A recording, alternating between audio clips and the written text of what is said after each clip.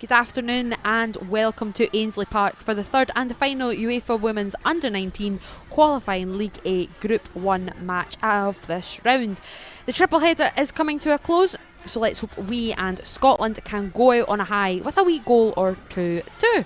For the final time, I am delighted to be joined by Scotland women's football's biggest hype man, Chris Marshall. Chris, today must be like Christmas for you.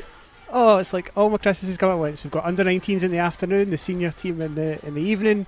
We've got a chance to seal our spot in League A just now for the Under-19s, and a chance to book our ticket to the World Cups later on tonight against Ireland. Not a bad day at all. That's not. Do you know, I was going to say I've had worse days. Let me revisit that comment at about 10:30 tonight. It's a tricky one indeed. Neither of these sides for this 1 o'clock kickoff have scored so far in this campaign yet, and here's hoping that will change today. Would like a wee goal or two, Chrissy? I would definitely like a goal or two. And with the Swiss and ourselves, it's a bit of a shootout. And as we can see, the kids are all right, and they're at Ainslie Park. What a school trip! I never got any of this sort of malarkey. Did you? Nah, Transport Museum quite a lot. We were Dynamic Earth, obviously. I was through East Coast, baby. Upsetting. I never got taken along Ainslie Park. Put it that way. No, but it's good to see a good chunk of the stand filled for this one as well, and hopefully Scotland have had a tough couple of games in this League A, but hopefully the chance to take on Switzerland, a side who've had an equally tough couple of games, will give us an opportunity to get a result. And I think is this the first time that the Under-19s have worn this kit, and certainly in Scotland anyway, for sure. It's one smart kit. We'll run you through the lineup shortly, but first here are the national anthems. Boys and girls, we've asked you to rise for the national anthem of Switzerland.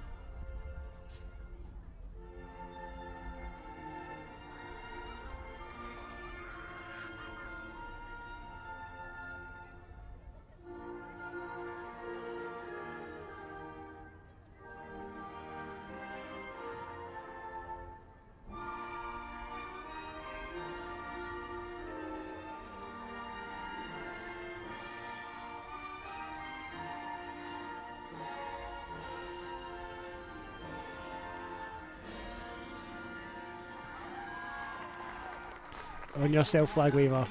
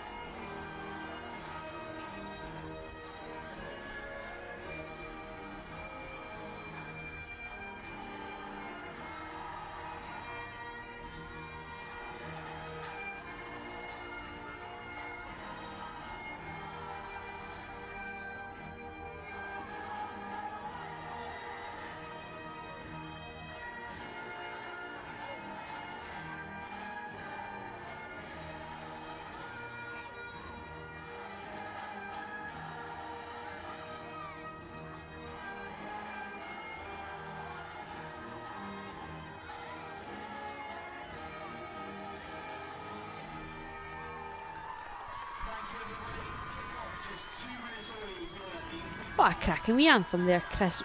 Helped on by all those youngsters. But here is the Scotland lineup today. In goal is Lisa Rogers. She maintains her spot, as do the back four of Millie Urquhart, Maya Christie, Jess Broderick and Kenzie Weir. In the midfield, Kirsty McLean and Jodie McCleary stay. The only change is Kayla Jordan. Hannah Jordan is in support, and up top is Ailey Adams and London Pollard.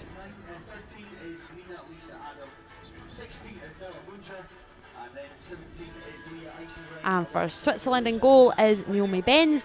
We have Siv Sheffer, Mia Knapp, Katerina Tramazani, Nina Lisa Adam, Sviena von Felten, Smila Valotto, Noah Munye, Leah Eisenrig, Eamon Benny and Lisa Kabashi.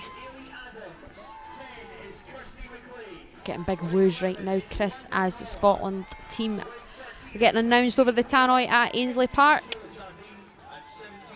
Yeah, good to see the young team supporting the young team. And yeah, it's a pretty settled lineup has been for Scotland through this, but I thought Kayla Jordan did very well when she came on Saturday against Finland in that last 20 minutes, and I think maybe Eva's had a pretty quiet couple of games, so I think that refreshing midfield, and I think you even saw with some of the patterns that Kayla and Kirsty were forming in the midfield, it'll give Scotland a little bit of a freshness in the starting lineup anyway, and obviously we know Eva's got the ability to come off the bench and maybe change the game later on if he's needed to do. Are these, as we said earlier on, neither of these sides so far have scored in this campaign, Chris, are these sides more evenly matched? Do you think we'll see a better contest perhaps this afternoon than what we've seen over the last two games? It's really hard to tell. I know we were both trying to find the Spain v Switzerland game. I know people listening and were listening on Saturday wondered if I went and stayed for it. Unfortunately I didn't. I decided to go home. But how dare you? You decided to go home. We were there from 10 o'clock, you decided not to stay for the 7 o'clock kickoff. I'm a part-timer. But it is hard to tell, because I think a very common thread when you talk about women's football is the fast evolution of it, and the Switzerland team, it may have changed a lot in the last couple of years, but the fact that their results pretty similar to ours, you would hope that that's a reflection of the challenge. But I think Paul McDonald and the players themselves will want to put in a good performance, because I think they'll feel that they've had brief flashes in both games, but maybe just haven't put together a concerted spell. And I think that's a big thing to take away from this. Obviously, a win keeps us in League A for the next round of qualifiers for the next cycle. But yeah, I think a positive performance is a big one, and unusual switch of ends as well for the start of the game, which I didn't realise there was an advantage either end at Ainslie Park. But there you go. It's not quite the same when I get it in a domestic match. Some sides prefer shooting into the south stand or whatever, but this is a bit of this is an odd tactic already. Early doors, getting into the heads. Head games, mind games. It's Scotland versus Switzerland. Let's make some noise.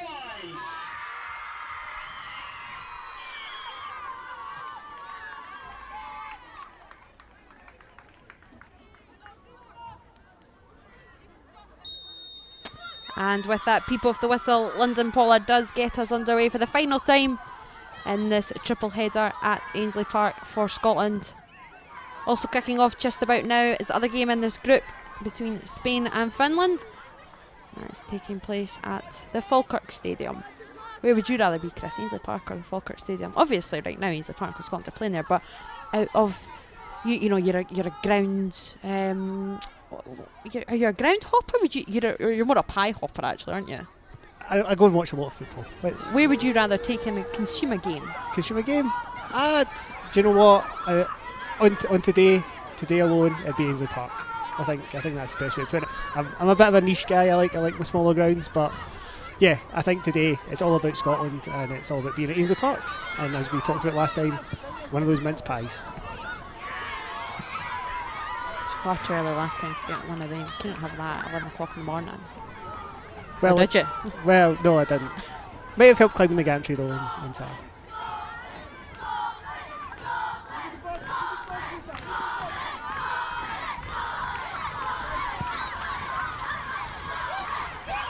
Switzerland just enjoying some early possession.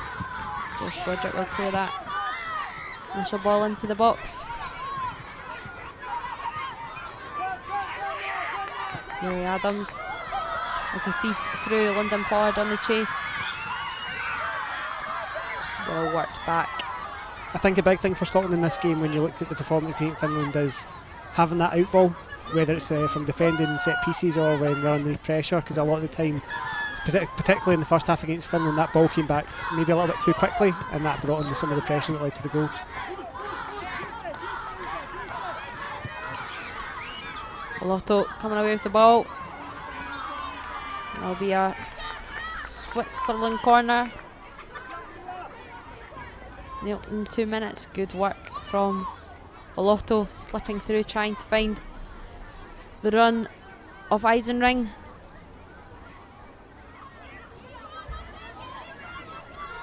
See what Switzerland can do from this early set piece.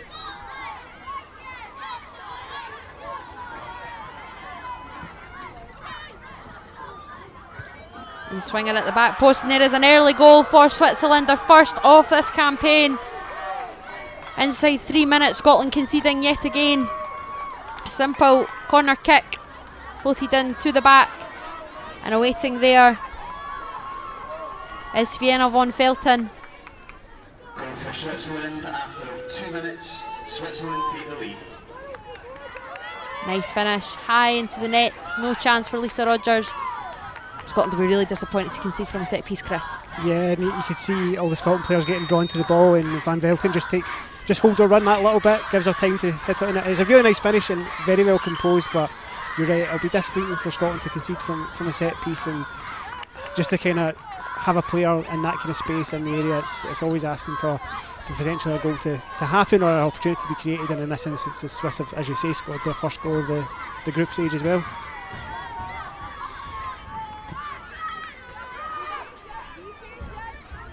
I think there's a little bit of concern perhaps in that goal, just as we're seeing the replays there, Chris, that Van Velten has a lot of time, has a lot of space, you know, can conjure up that nice finish. She takes it really well, opens her body up, but there's not really a Scotland player anywhere near her.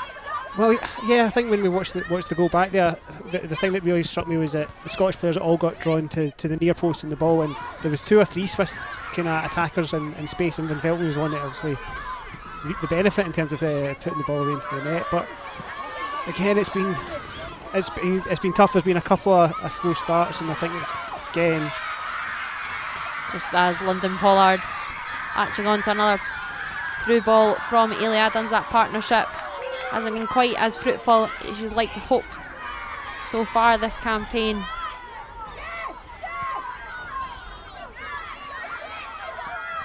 Here is Jodie McCleary. Chris will be delighted she's back with the plates in her hand. Yeah, that was one of the pieces of education you've dropped on me these last 3 games. But yes, it makes it a little bit easier to pick her out when she's on the park.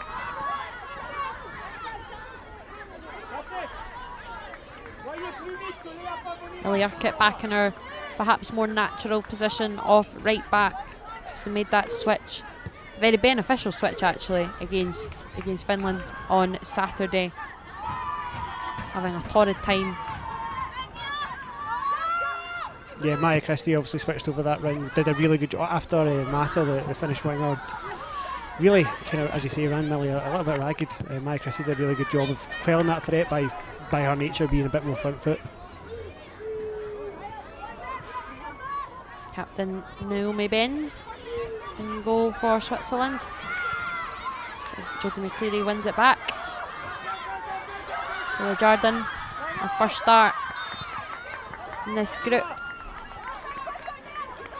And as you said pre-match, Chris, going by our performance, our cameo performance against Finland on Saturday, more than rewarded this start.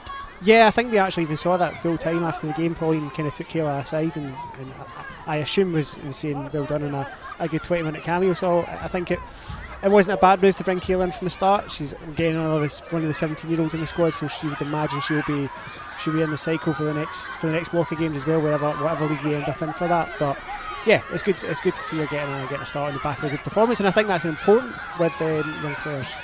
Iman Benny slipping through, trying to find Kabashi. Lisa Rogers read it well. I think there was an offside flag up. She wasn't to know that. Benny in these early stages showing her talent. Good reading from Lisa Rogers. Yeah, it was good to get her off the line nice and quick. It's quite nice actually having that bit of the atmosphere of the school kids kind of get the shouting and cheering and everything. That's love it. Because of the nature of when the games are, it's a little bit harder for people to get along to them, but the fact that we have a couple of schools worth, I think there's an older school set at one end and a younger one at the other, so that's yeah, it's class. good to have. Bet they've just came from lunch, after lunch just going to watch the football instead of doing maths, English, whatever you do on a Tuesday afternoon. To be fair, when I was at school, Tuesday afternoons were dodgeball. What, dodgeball as a class? We had I don't think it was supposed to be, so I might be exposing my old teacher. We used to just play dodgeball on a Tuesday afternoon. It was absolutely terrific. Had a great time. At primary school, of course, not when I was supposed to be trying to pay out a career or anything like that, but dodgeball on a Tuesday afternoon, yep. I mean, it sounds like something I would do as I try to pay out a career, which is why I'm in the co-coms for your lead. A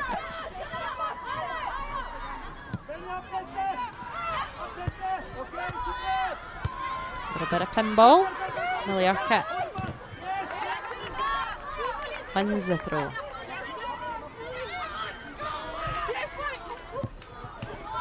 Pollard leaves that for Adams. Little miscommunication.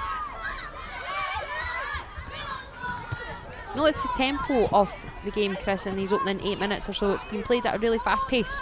Yeah, it has. It's almost a little bit frantic, I would say, to an extent. I think obviously with Spain, the game was very metronomic. They play a certain style and they keep the ball very well. Finland were a bit more cut and thrust. They were looking to expose the gap and then really go for it. And this certainly feels a bit more end to end. Just somebody waiting for somebody to kind of maybe take a little bit of control. But you know, it keeps it interesting and it keeps us talking.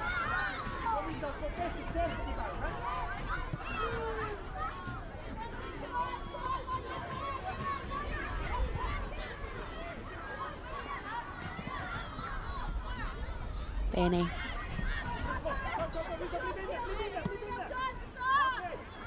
Sheffart against their opposite number 2, Millie Urquhart, cutting inside. Urquhart does get the better and using that pace again, trying to break away. Nice work by Switzerland, get the ball across. It will be cleared by Hannah Jordan. It's London Pollard. Nice footwork. Keeping the ball tight, trying to unleash Josie McCleary. Maya Christie, rather.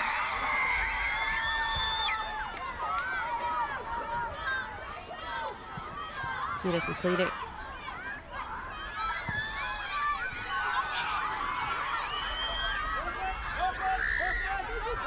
We're seeing Kenzie Weir and Jess Broderick playing opposite sides of the defence that they usually do, Chris? There's a question you just asked me. I think so. I think I would usually put them around that way. But again, with Jess, because she plays with both Maya and Millie, it could be a case of it on the back of the first couple of games. It's maybe putting Jess beside Millie, with the experience that they have. Although Maya is obviously also new to the team, she's a little bit older. She's also maybe had a little bit of a better run at these games as well. But it's one thing I've really noticed actually in the early stages is the Swiss side are quite a bit bigger than the Scottish side, particularly in the middle of the park. You're kind of noticing the presence that they have, and that's certainly a slightly different challenge to contend with for Scotland.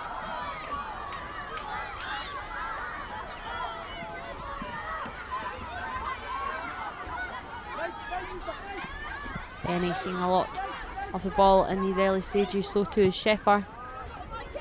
Just overcooked that one. Might play all the way through to Lisa Rogers. Be under no impression, Chris. I'm coming to you purely because you're the permutations of playoffs and what the resulting meanings of matches mean.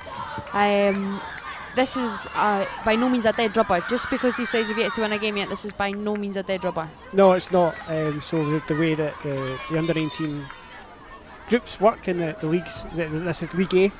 Scotland were promoted from League B earlier this year when they defeated Estonia, Kazakhstan, and it's totally gone out my head for the other team now. That's really bad. Kosovo, that was the other team, sorry.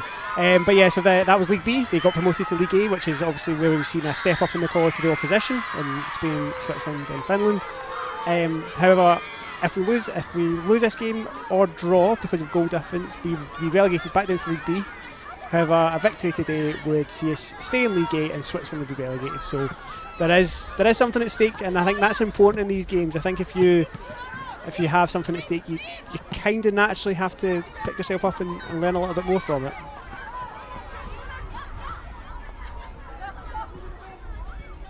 Balotto. Nice footwork down to the byline.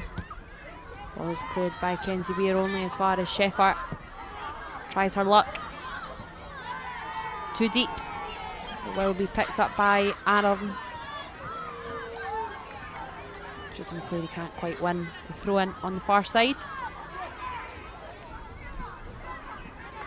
Just noticed as well that I've just noticed. I've noticed it, but I haven't mentioned it yet. That the dugouts will switch from Saturday as well. You're spot on.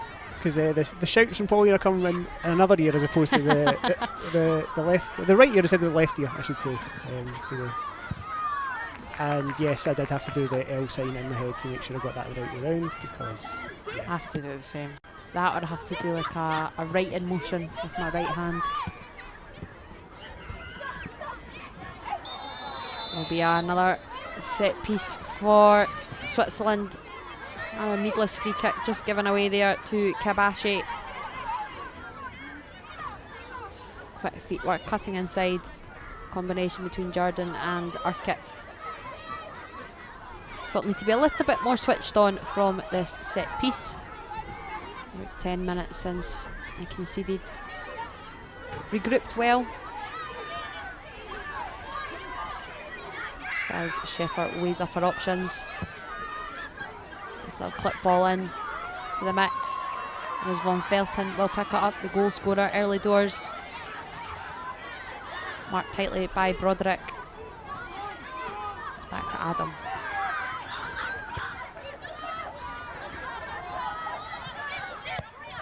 Sheffer with pink boots. Looking out Kabashi.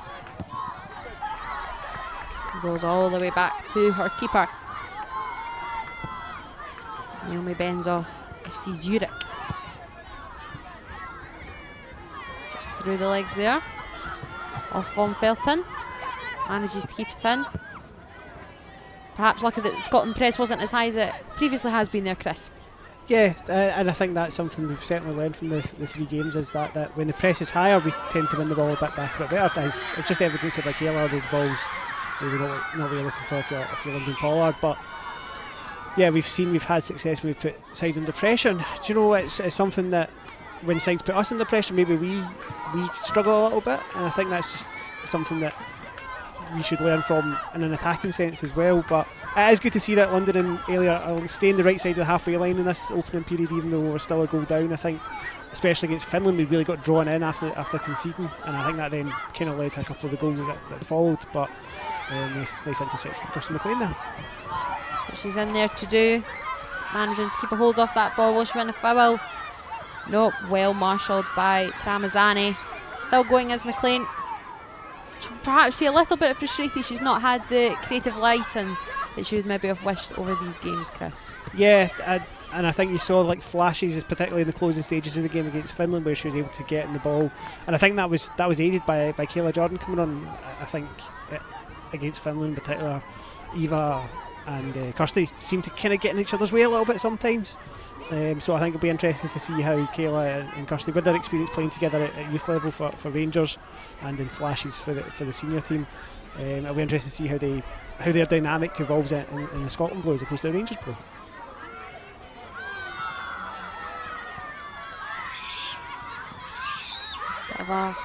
Bit of a melee on that far side in front of the passionate home support. Wee Rami.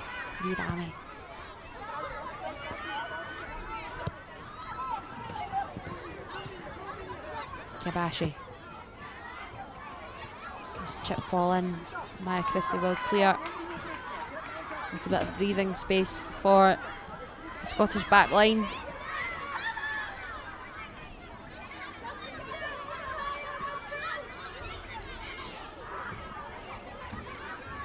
Adam will take this throw. Scotland adamant that ball was out there. Not happening from the officials.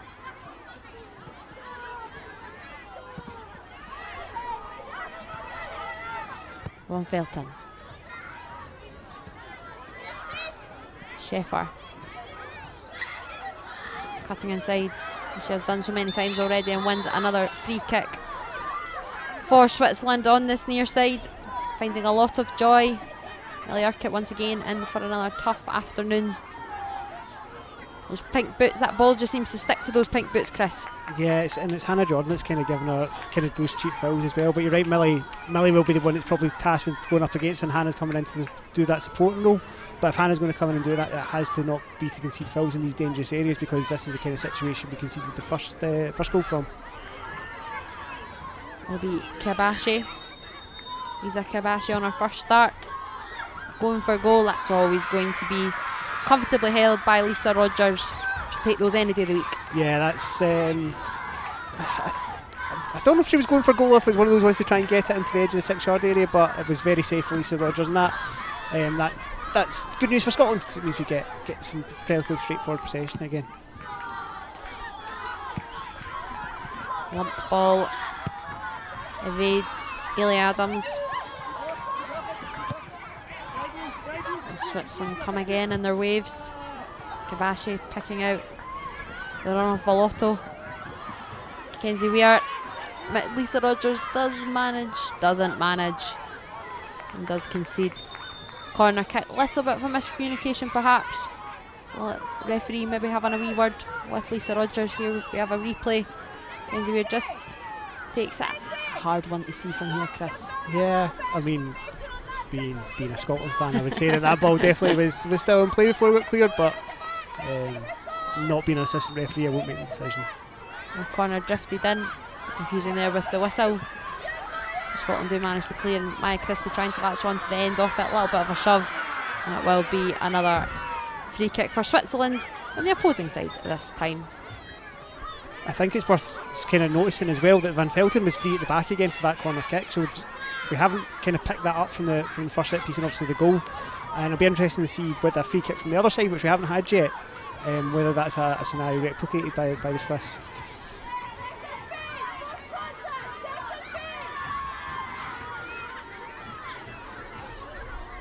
Will be Ramazani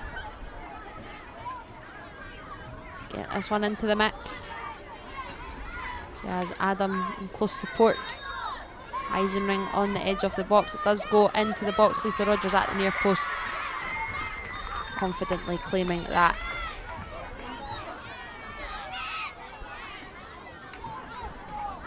A drilled effort in. No front post runner for Switzerland, which is surprising given that that's where they've all been so far. Yeah, I was just trying to wonder what the free kick was there about the Swiss defender getting a wee hand on the ball when Lisa had it in her arms to break up play. And you know, that's a bit of a nous. Like that is a bit of like game management from the Swiss in terms of allowing them to reset, because it looked like Lisa was looking to try and get a quick one away up to London and Ailey.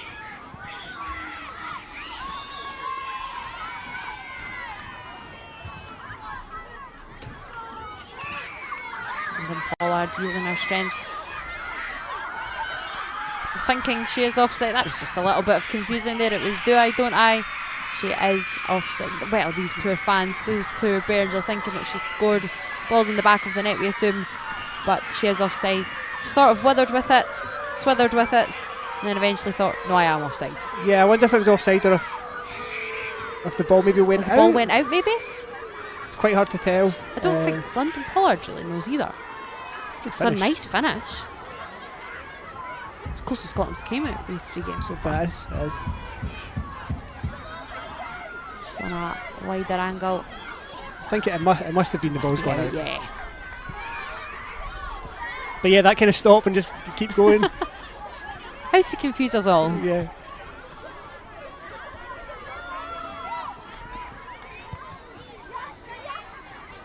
That's what Lyndon Pollard can do though with her back to goal. She's so good with her back to goal, so too is Ailey Adams. The threats are there for Scotland, just getting the ball into their feet, working their way through the midfield, not totally bypassing. That's where Scotland's quality really is, that midfield. Have a lot of talent. Yeah, it's probably the bit we've struggled with most in terms of getting the midfield ball players on the ball to play the ball. That was a lot of ball playing in a very short space of time, but I think that's probably where we have struggled in terms of just getting a foothold into games. And yeah, as you say, a lot of the time we're maybe having to come down the wings, which is... It was lovely work by Schiffler there, getting the ball into the box, and Benny just unable to get connection onto that, one of the more petite players amongst this Swiss side.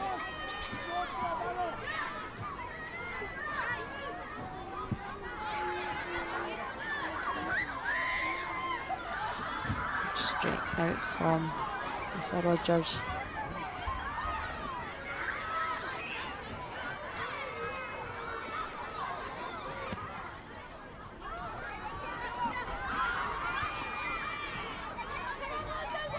Ramazani.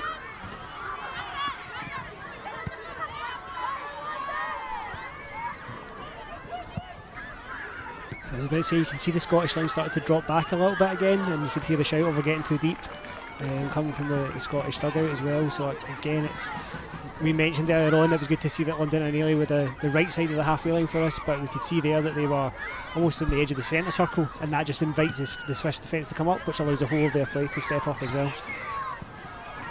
As we are shielding Eisenring away.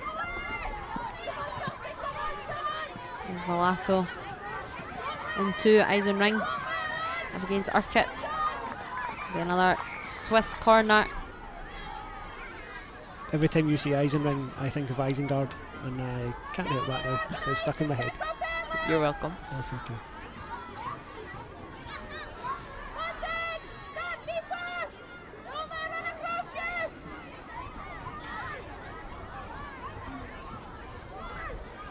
Swiss corner floated in right into the danger area, and that is goal number 2 for the visitors.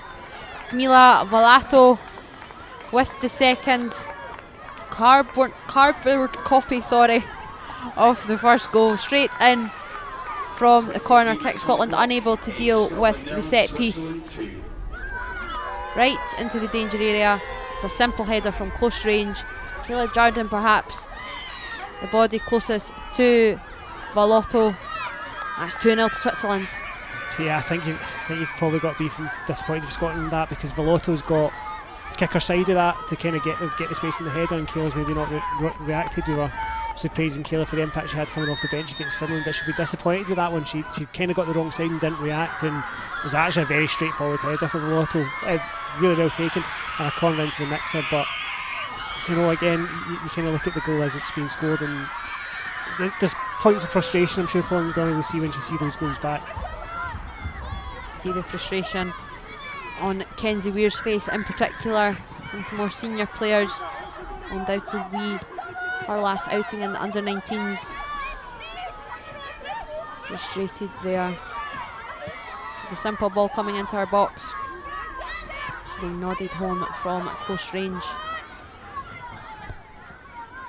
Frustrating, Chris, when it's simple mistakes, easy mistakes to perhaps fix that Scotland are conceding from. You know, it's not been a moment of magic. That was seen against Spain and Finland as well. There was a tremendous free kick for the opening goal, but they are 2 really sloppy goals for Scotland to concede.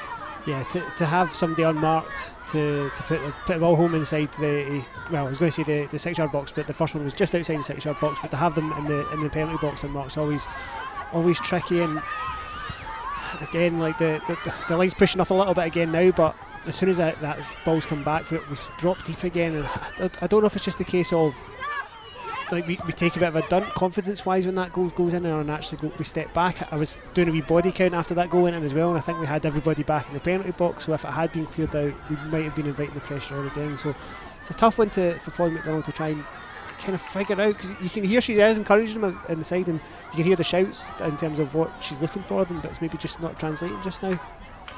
Tough one for Polly McDonald, still stepping in for Pauline Hamill. So Polly McDonald of the under-17 setup. Most of these players that have came up recently from the under-17s are used to being part of a very successful side who score a lot of goals. High scoring games, yes, but you know, that's one thing that the under-17s have never been short of late. They certainly know how to find the back of the net. It just hasn't quite been the case so far at this campaign, and it's evident that it's not only a step up in age but a step up in quality as well. Yeah, I mean, the under-17s that have just come back from Hungary were racking up goals all over the shop. I think it's fair. Some proper ice hockey scorelines, I think, is fair to say. Love to see it. Yeah, I absolutely do. But you're right, players like Jodie McCleary, I think we've talked about a couple of times making the step up in this camp, and maybe she's had to do a slightly different role at under-19 level. She's probably more of a kind of lead the line running striker, and she's been filling in kind of left midfield in these games. But this is kind of the purpose of these age groups, and why they are dictated in cycles, so it gives players of all nations at different levels a chance to kind of, I'm going to say a coaching cliche, so I apologise for this, learn together and grow together. So I think that's a big important part. But for some of these players, as you mentioned, like Ainslie Park, like Jess Broderick, who are coming to the end of the cycle, I think it's really important that they continue to get that development in SWPL, and maybe one day we'll see a transition that will take us through under-19s and a step, and then to the national side as well. Just on at the back of that Jodie McCleary point, perhaps playing a little bit out of position here, but this will probably be the last camp for Ainslie Adams. London Pollards 18 later in the week too. Perhaps her and Maya Christie will get to play in their more natural positions in future camps. Yeah, and then I suppose with those changes in positions for the likes of Maya and Jodie, you then look and see who's going to be making a step up from that group below. I think we've obviously talked about the fact that the likes of Hearts, Aberdeen and Rangers in this particular group have started providing more players to the team, but I think you maybe look at some of the sides in the SWPL and look for those players now pushing through into club football as part of that, and we'll see how they progress. But as you say, the under-17s feel like they're in a good place, and they're maybe the next crop to come, and maybe this is this batch is in a good place, and we'll see where they go next. As I'm not going to lie, it started meandering there, and I lost my train of thought. Not at all. Out with the old and in with the new is the takeaway from that. Yes, concise.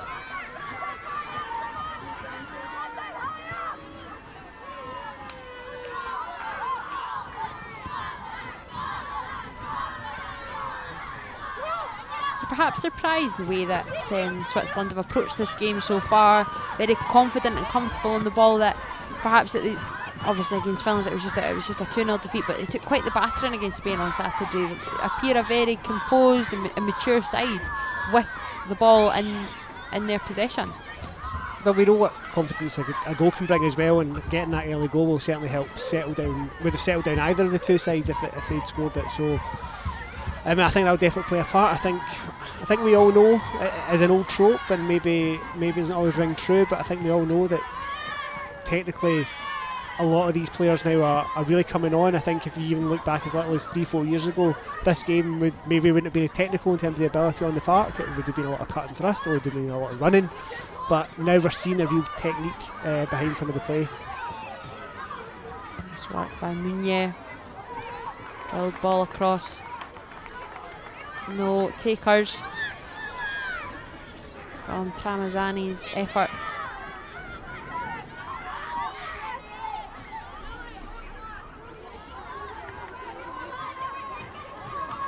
So Rogers switching sides, trying to pick out perhaps Hannah Jordan. The referee is asking for a retake.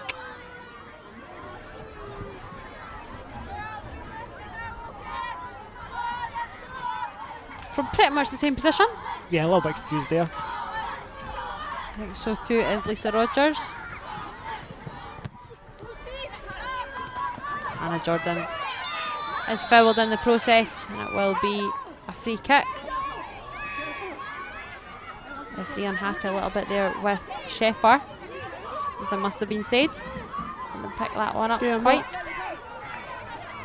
What's happening here? Hannah Jordan. Maybe a little scream from Sheffer. Yeah, I think it would be a scream I would want from a Scotland player after they got their foot in the ball, but yeah, I think free kicks. Terrific work by London Pollard. That's what she can do. Hannah Jordan cutting in. Ainslie Adams back to goal. She's needing a little bit of support.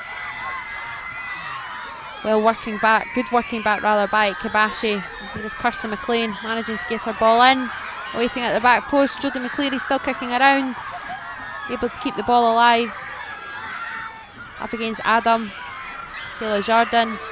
And now Kibashi will come away with it in an attacking sense, doing her defensive duties extremely well and trying to unleash Eisenring. But Jess Broderick read it all the way. It will be Elisa Rogers' goal kick. A little bit of excitement there for Scotland, which is probably one of the most exciting moments over these 3 games so far, Chris. I could hear the tempo rise in your voice, Amy. It's probably been the first time. But Yeah, and do you know what? I mean, we're on a little bit on the back foot defensively, but we're at the point now where there isn't really much to lose. Like, we are 2-0 down. We know if we lose this game, we go back down to League B. I would like to see us. Sorry, London Pollard just latching on to a little defensive mistake from Von Felton. From that kind of range, you would like to see her hitting the target. Done all the hard work with the high press. Probably could have taken another touch, didn't need to take the shot quite as early as she did. See a little bit mistake from Von Felton. Good latching on from London Pollard, and takes that strike and just goes wayward. Yeah, I think it maybe coming in another step or two might have given her those. They did have the Swiss defender covering from the other side, but yeah, there's an advantage that, you know, at this level we have to take advantage of in terms of any error or anything to capitalise on.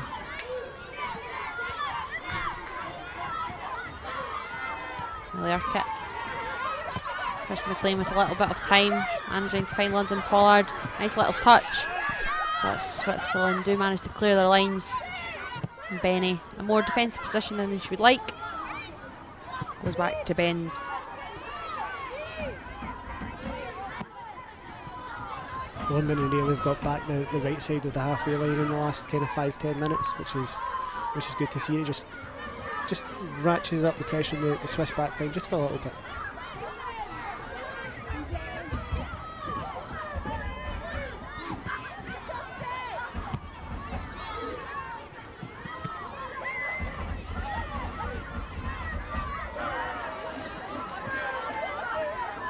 Kibashi.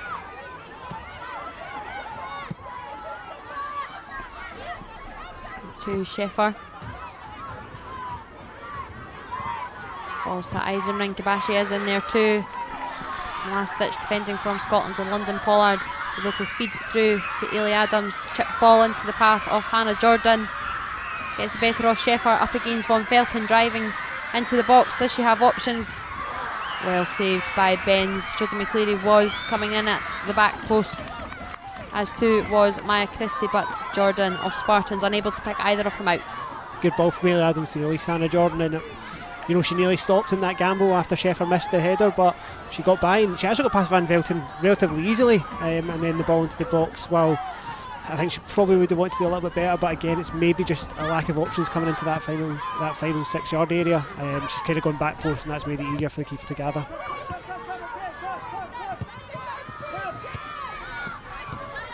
But you know, Scotland are having a bit more joy now we're stretching the play a little bit.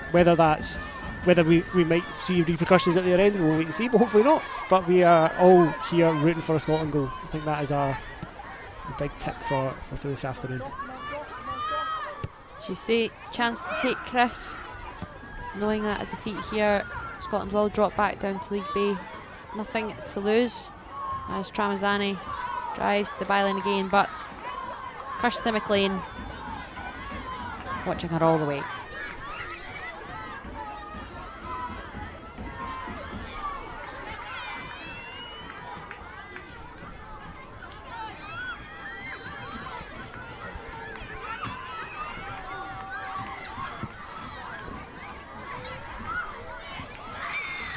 Nod on. Will be a Scotland free kick. Seeing Ailey Adams, London Pollard, Hannah Jordan all going into this game a little bit more. A loose free kick there from Jess Broderick. Perhaps a little bit quick. London Pollard tussling away. No free kick kind of given.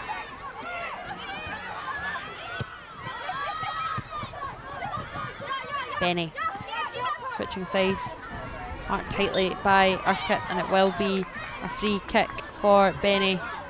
Been really impressed by Benny. She's been very good on the ball, tight control, working herself into space to then spread the play out for the Swiss, and then obviously in that instance she's won the full final after they gave her a wee tug of the jersey. A real star for Switzerland, one of the younger players, just recently turned 16.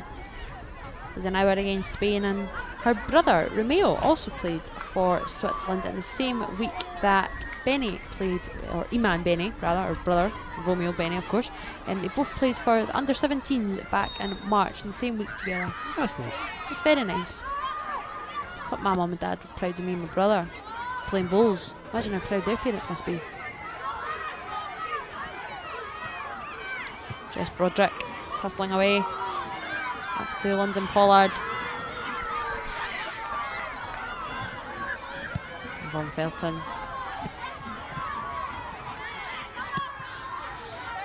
Has it back.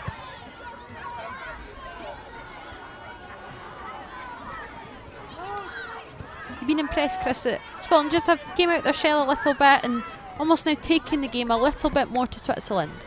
Yeah, and I think that's maybe what we've been asking. Kibashi almost in there at the back post, but Maya Christie has been deemed to foul Kibashi in that process. We do think that it is a penalty to Switzerland, going by the reactions. Hopefully get a replay soon. Seems to be holding her shoulder, Kibashi. Lisa Kibashi on her first start, made 2 cameo appearances so far in the other 2 games. And Christie just gets caught a little wrong-footed there. Has a little tug of the shirt. Yeah, you can see actually on the replay now. It looked like just a bit of like defensive jostling that you see quite a lot in the game, but when you see the replay there, that Kibashi's shirt was pulled quite high up to the back of her neck, and yeah, it's a tough one for Maya because I think the ball took a bit of a rogue bounce as it came back through to her after Jess had missed it. But yeah, I think the penalty's probably the right decision in that instance. Smila Balotto from the spot up against Lisa Rogers.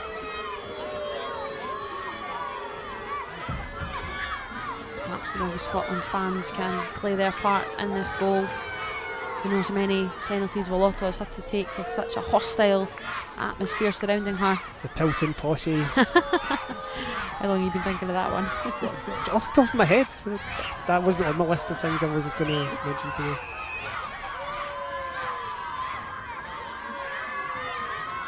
Referee just ensuring all are out with the box.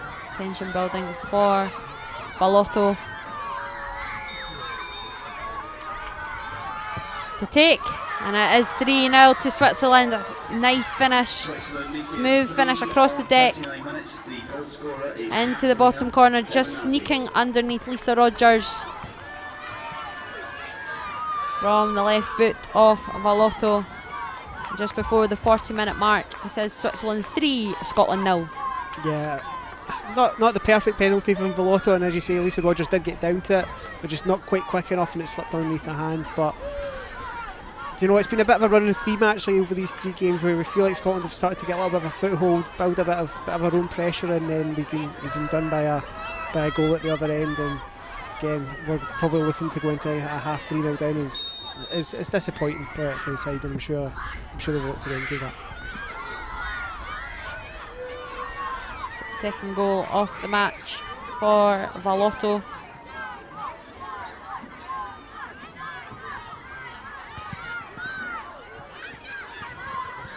I think you're spot on, Chris. I think every time I've chucked to you, Scotland are improving in each game. Pretty sure within about 3 seconds they've conceded again.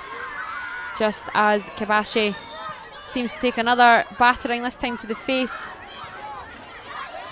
Perhaps a flying arm of London Pollard seems to be in a little bit of discomfort here as the medics, as the physio rather, sorry, are pulled on. It's just almost a clash of heads actually. Yeah, it's just a wee kind of tete-a-tete between Pollard and Kibashi, but nothing intentional from either side. It's just Kibashi's come off the worst of it again.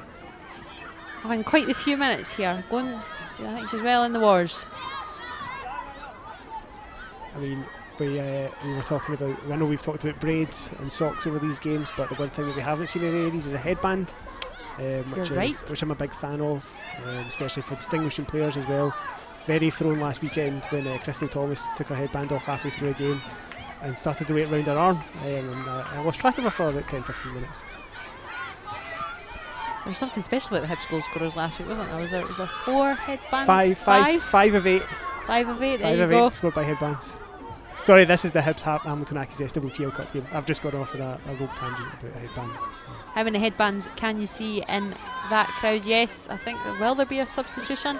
Well, I'm taking their word for it, Chris. I wouldn't want to mess with any of those kids. I'm liking the bucket hat. Yes, that I've been immediately drawn to the bucket hat. Of the bucket hat. I like it about the age of 7 or 8. We are culturally aware enough to know That bucket hat, and it is a cracker at that as well.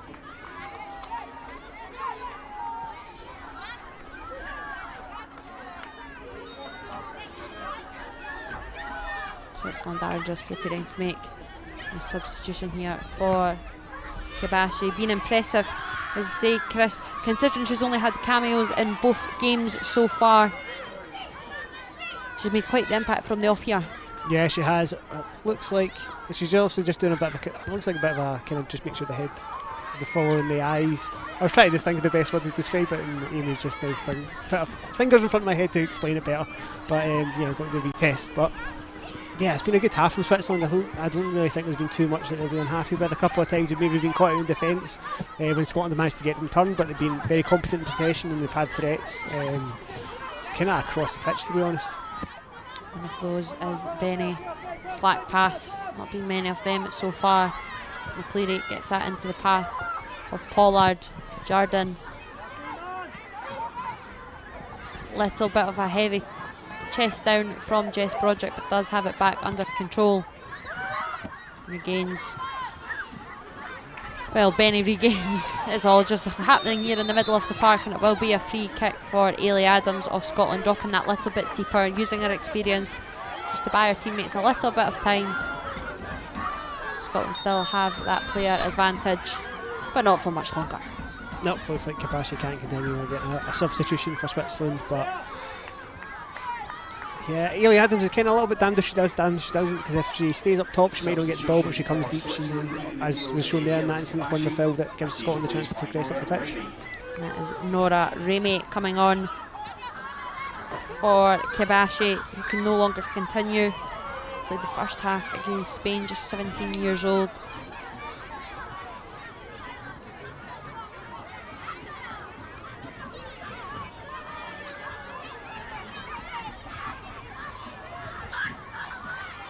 That's comfortably held by Benz.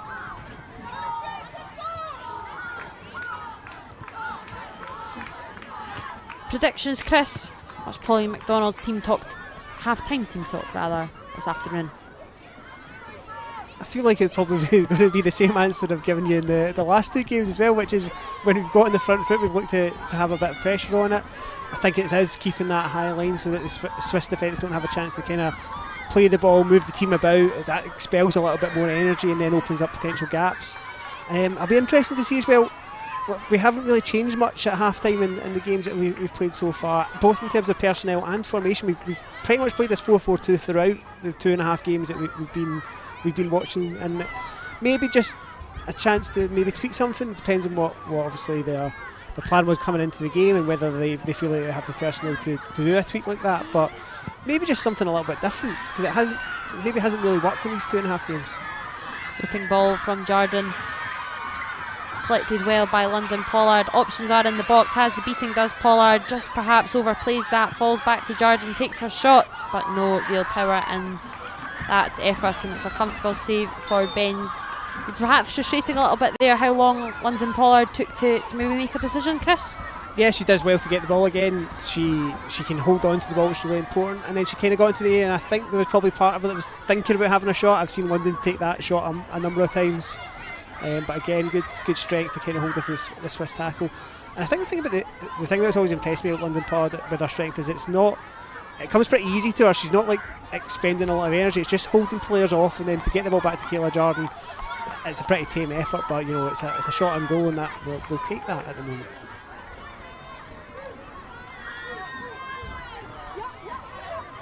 We are into additional time here at Ainslie Park in the first half. Miller sends that sky high. Look for another Swiss throw in. Certainly going to be in need of another ball.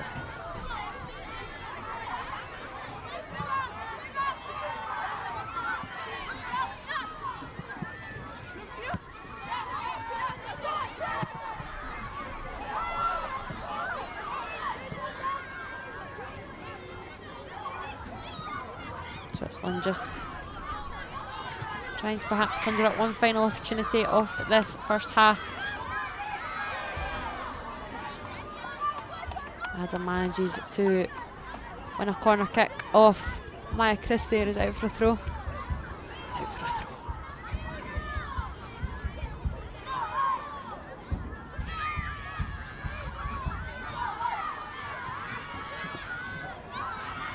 Adam.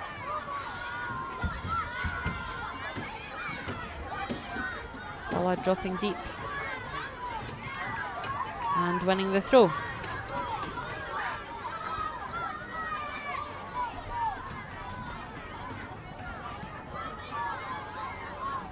A little slack pass there from Maya Christie back to McLean.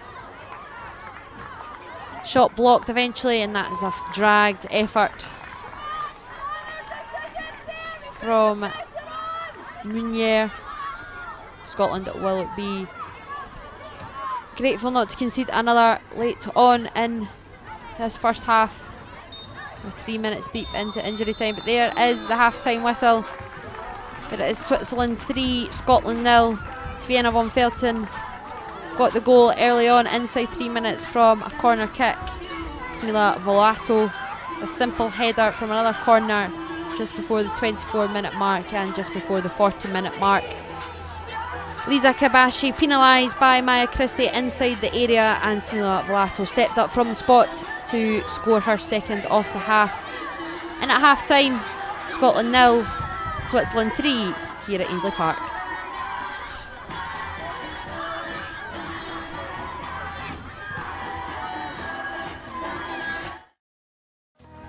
We're playing for our place at next year's World Cup. And we need your support more than ever. So throw on your Scotland top. Tickets are on sale now. Come on, Scotland.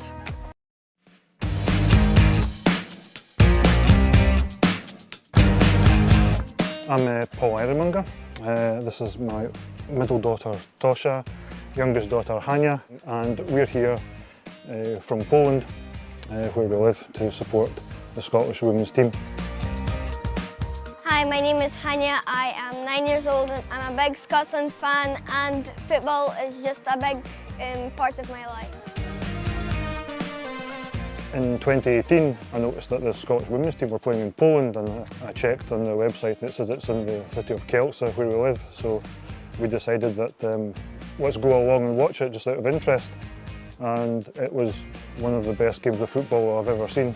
And since then, we've all been hooked on it. And since then, they took up football after that. My favourite Scotland player is, well, Nicola Docherty, Erin Cuthbert and Calvin Weir. I like about them is that they're really good and always cheer for them. If I was a Scotland player, I would be like Erin Cuthbert. So from Poland we had to travel 2 hours to a different city, and we flew to Norway. From Norway we came to Faroe Islands. It was really late by the time we got there, and it was really nice. I think it's nice that me being a football fan all my life, although mainly watching men's football in the past, to now be able to go to the Faroe Islands, to Paris, to the World Cup, to various places with my daughters, to watch Scottish women's football. It's great. In fact, we watch women's football anywhere we can. For kids of this generation, it's the first time their heroes are not male footballers.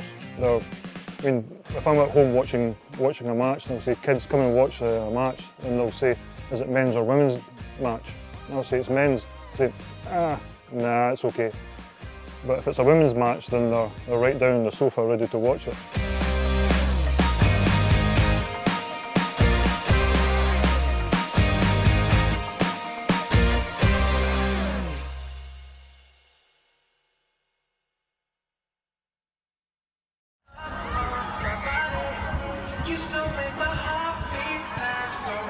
Well, they might not be the happiest bairns just yet, Chris, but the Swiss are at least putting on a performance for them, and it's got to be better than school no matter what's on show. Yeah, and flying Scotland flags at Scotland games, pretty cool. And as we saw in the video just there, that being a Scotland fan can start from being very young, and no better way to get indoctrinated than by getting to skive off school to go watch Scotland. not too shabby at all. Perhaps get used to this heartbreak early on, and it was early doors this afternoon. Inside 3 minutes of play, delightful. Corner drifted into the back post, and Sienna von Felton totally unmarked. Really frustrating from a Scottish perspective, Chris. Yeah, just getting drawn to the ball, and Van Velden just holds her run just enough to give her the space to volley it home. It was a really good finish from Van Velden. I don't think you can take that away from her at all. Neat play. Here is the second goal, almost a carbon copy, right from the goal, the corner kick rather, into Smila Volato. It's a simple header. Again, pretty simple run. In fact, she doesn't even really need to move, and it's just too close range, unmarked, too easy. Yeah, and I think we mentioned at the time as well, Kayla just the wrong side of her, and yeah, to give somebody space like that in the 6-yard box is always going to invite trouble. Scotland's chances have been few and far between. Frustrating here from London Pollard, one of the better chances they have had over this entire campaign, actually latching onto a Von Felton error, but just a wayward strike. Yeah, you've seen London take them early before and then hit the back of the net or the top corner, so yeah, you can understand why she's hit it early, but also you sometimes look for her to maybe take those couple of steps in just to give herself a little bit more time and composure. Nice clip ball from Kirsty McLean into the path of Hannah Georgian, who was almost weighing up her options, didn't have an awful lot on offer in the box. Yeah, and I suppose with that one you see the kind of the pros and cons of Ailey Adams being involved so deep, because from setting up the move, she can't be in the box to then finish it off because Hannah Jordan's so far ahead of her in the pitch, and it meant the ball into the box was well saved by Benz. Here is the penalty incident for goal number 3. Christie just being a little bit undone with perhaps a loose bit of footwork, falling under and fouling Kibashi in the process. A little tug on the shirt, not too many complaints. No, I think at the time it took a wee while for us to decipher what had happened, but once you saw it, yeah, I don't think there were too many complaints. Volato stepping up, scoring her second, sneaking underneath Lisa Rogers in the Scottish goal. Perhaps not the cleanest of strikes, but ruthless nonetheless. No, not the cleanest, but did the job. Lisa maybe just a fraction away from stopping that one going in, but yeah, 3-0 at half time, and I think when you actually look over the half, Switzerland haven't created a lot more chances in the goals that they've scored. They've just been ruthless when they've had the opportunity, so I think it'll be an interesting second half, and obviously the big hope now is that Scotland can get a goal and maybe just get a foothold back in the game. Well, there isn't just these next 45 minutes of action today. It's a bumper day for SWNT across all levels, and again, Chris, Scotland Women's Football's hype man, let you take the mic on this one, take the floor. I think there's a game tonight. Sure is. Scotland against Ireland, 8 o'clock at Hampden. We will not go into permutations because we've only got a limited amount of time to talk at the moment. But I think the big thing to keep in mind is a Scotland win is the most important thing, and then we deal with the cards and how they deal. But Ireland will be very tough opposition. They're coming into the game in a really good run of form, unbeaten in 5. Only conceded 1 goal during that period as well. So I know that there is a mindset that the Austria game was the hard part, but I think this will be as equally difficult. But I'm equally confident, so make sure you're there. If you're a Scottish Sport Club member, you get your ticket for free. Adults are £10 and concessions are £5. And you know what? If you buy 10 and you've got lots of pals, you'll get a big juicy discount as well. So there you go. Do you have 10 pals? Do you think somebody who goes to as much women's football as I do has 10 pals? I would say no. There you go. That answers that question. It's quite the bumper deal. I don't think I could. Well, you're only having to flog off 9 tickets, because 1 ticket will need to be for yourself. I mean, I would just stand at the ground with them and see who fancied it. There you go. That's what you should do. Instead, like, if you are unsure about going to the game tonight, buy yourself 10 tickets, get outside the ground, and see who fancies joining you. And then, you know what? If you do that, I'll buy you a pie. Or you're ensuring some cracking social distancing as well, making sure that there's nobody in a 10-seat radius to you. Pretty expensive way of doing it, man. Just wear a mask. They're dear as well these days. They are dear as well these days.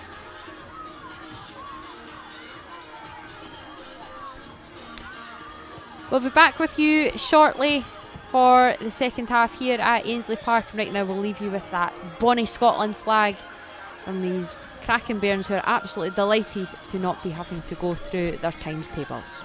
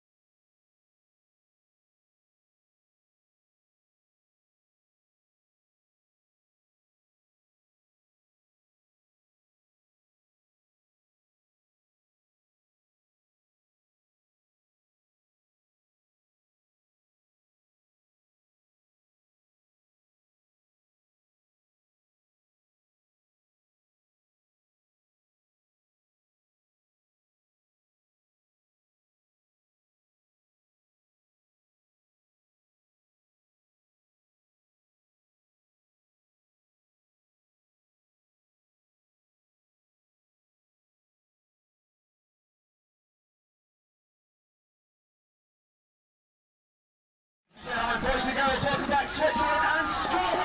That's the sides making their way back out onto the Ainslie Park turf at half time for this final second half of this triple header.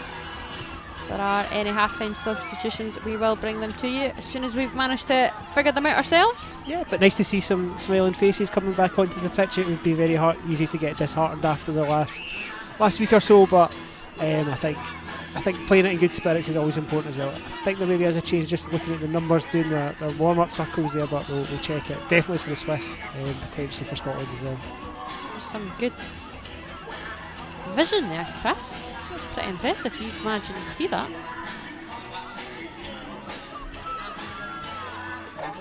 Like a superhero around football grounds, I have heightened senses of all kinds.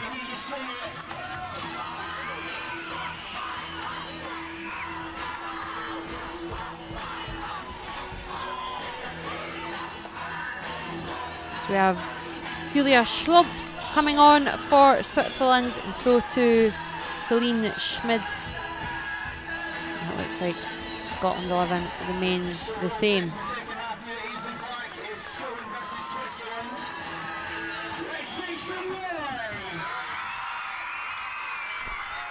And those young Scottish fans are making some noise inside Ainslie Park, and so too would you. If you were getting an afternoon off school or work. Lucky you. As Leah Eisenrig gets us back underway in the capital.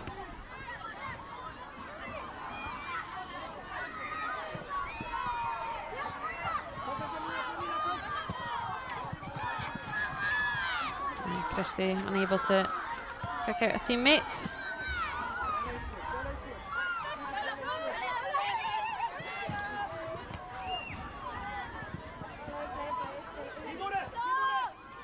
Here comes Schmid for the first time, linking up with Eisenring. Ball across, Kenzie Weir does manage to safely put that back into the palms of Lisa Rogers. Looking at those half-time substitutions, Chris, Scotland will be happy to see the back of Siv Sheffer.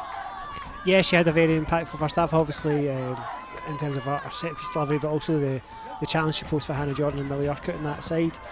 But I think, as we saw, I think we kind of thought the same when Finland made 3 changes up top against us on Saturday, and the 3 Finnish subs that came on were almost as effective, if not, well, definitely almost as effective, if not equally so, compared with the 3 players that they'd replaced at the half-time interval.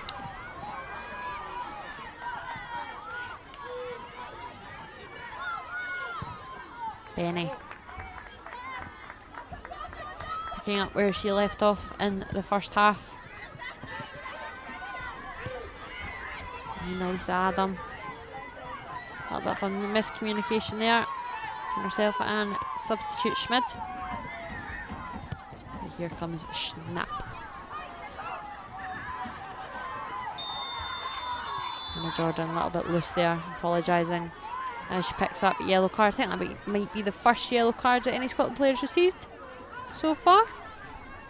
Certainly this match. Definitely this match. Definitely this match. 100%. Definitely this match. 100%. I feel like there maybe was one against Finland, but definitely in this game. Just a heavy touch there, allowing in a little bit clumsy. Tanamazani.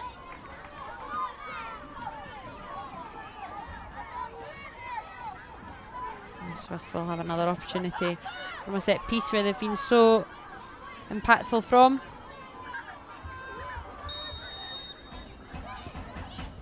Tanamazani goes short.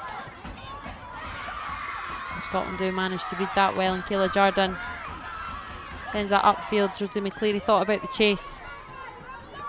Switzerland will get back into shape and start again.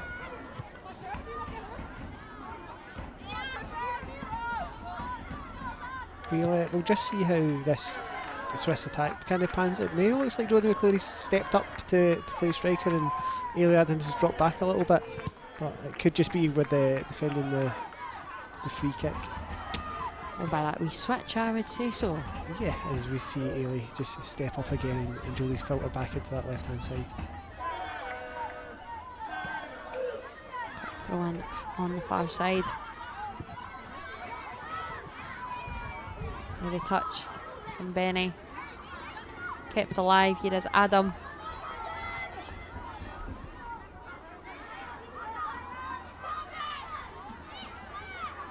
Rariemi. Shot from distance, never really troubling Lisa Rogers, rather from the boot of Adam. Nice work from Valato. Yeah, it was pretty controlled from Switzerland, and with Adam having that shot from range, but nice and clear over the bar. Nice and easy, easy to watch that one. Schmid's been in and amongst it since coming on at half time. It's just a little bit flat in the stands at Ainslie Park.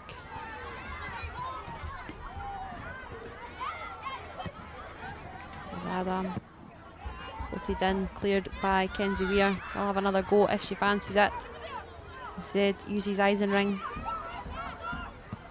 Gets by Kirsten McLean. Nice into the feet of Munier. Will be out for a Scottish throw. Nice build-up play from Eisenring. Lively in the first half, Chris. Yeah, she has indeed. And again, it's you know, Jess, the one thing I would say all throughout these 3 games is Jess Broderick, she has got her body in the way on a number of occasions. She had a couple of blocks in the first half there, and again blocking the Swiss attack there. So I think it is. I'll be interested. Not being a head coach of a youth national football team. What? I You're know, not? I know. I don't know how these get debriefed, but I'm sure that individual performances will be looked at pros and cons. And I think Jess has had a pretty good run of games despite the scorelines. And obviously, with the role she has as captain and this being probably her last cycle, she'll be keen to kind of end on a positive note personally for sure. We were accompanied on Saturday in the gantry by the SWNT analysts, so we do at least know that the games are getting filmed. Contributed as well alongside our commentary, bless. Hopefully they didn't focus too much on Saturday's game. She rated my choice of snack though, so I was a big fan of that. We will not get into the eating habits of the commentary team because well, mine's will be short and sweet, nothing.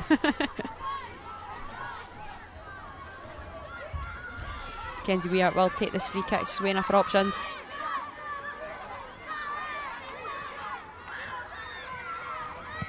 I'll go long, very long, right through to Benz. Perhaps a little bit disappointing in that. Yeah, to come from that deep and for the ball to bounce through to the keeper so easily. She just maybe got her angle wrong in that one. Maybe looking to kind of loop it into the edge of the area on the left hand side, and it's not quite going in that direction.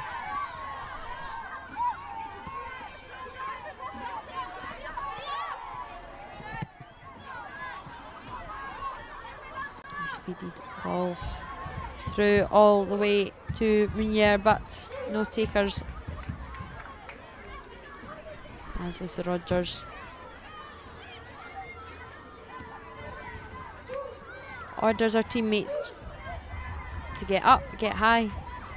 Hopefully find the head of one of them.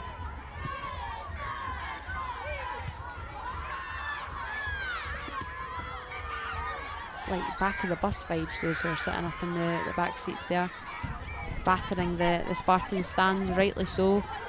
You give off a lot of front of the bus energy, Amy, I'm not gonna I lie. give off front of the bus energy. That's the worst thing you've ever said to me. I think I might just quit on the spot, on air. So offended. You're walking, you're not even on the bus.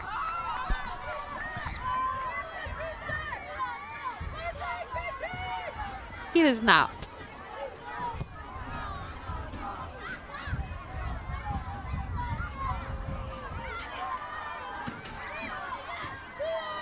Well read by Millie Urquhart. Just bringing that passage of play to a halt. As they took a wee nick on the way through too. She does indeed win the throw in.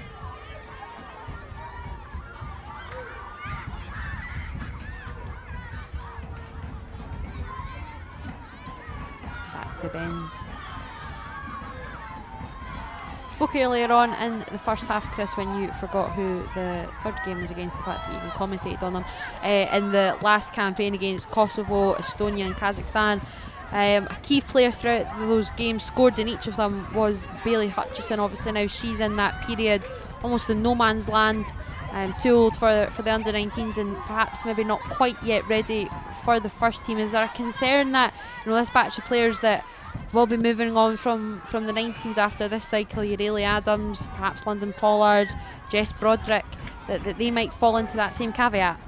Potentially, and it's something that I know has been talked about a lot. I remember back when Shelley Kerr was in charge of the national side, I asked her that after we'd beaten Cyprus at Easter Road about the kind of the need to bridge that gap between the generations, because there is you look at the scorelines and you go, how can these games potentially work as a confidence boost for players? But I think you've actually saw with some of with Bailey's form this season, she's maybe just dropped off a little bit, and obviously the impact that she had for the under-19s in the games back in April, I think that really boosted her towards the end of the season. So yeah, I think that there is a recognition that the step is big, and there are nations competing at under 20, under 23 level, where hopefully we, as we all know, the accelerator game strategy has been in place now for a year or so, and part of that 5-year plan is to improve pathways for players both at club level and internationally, and I'm sure that's something that will be getting looked at as part of that wider plan.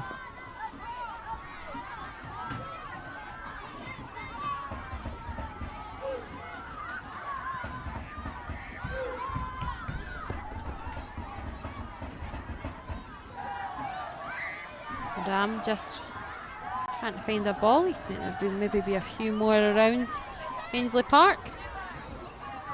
Who's short. Schmid trying to latch on, but Kirsten McLean ushers it out for another goal kick. This time Lisa Rogers asking her teammates to come this side, near side.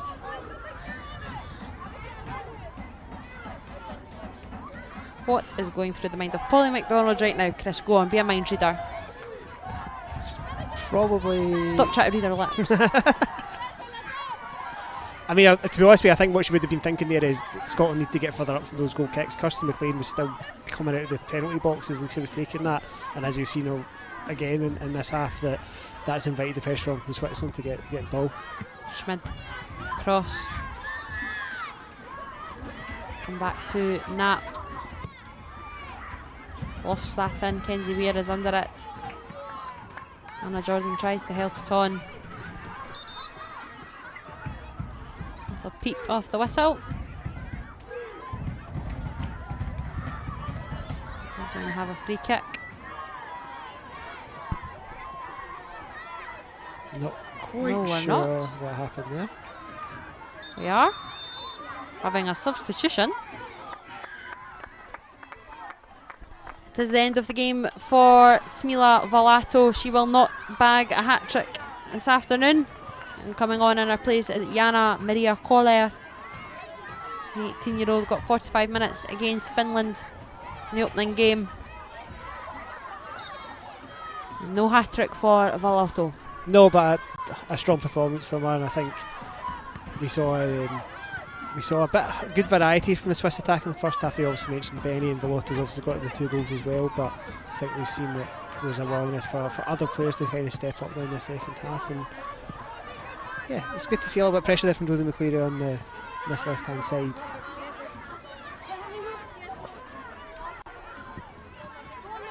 Pollard getting tugged a bit there by Knapp, and it will be a Scottish free kick. It'll be interesting to see what they can do from a set piece. It'll be crucial to get someone on the end of it no matter what and take advantage of it, Chris. Yeah, we've had a couple of set piece opportunities kind of from this kind of range, maybe a little bit further out, and we haven't really got a good ball into the boxes as of yet. So I think that's something we're certainly looking for from this one. And she's replaced by number 15, Jana Koller.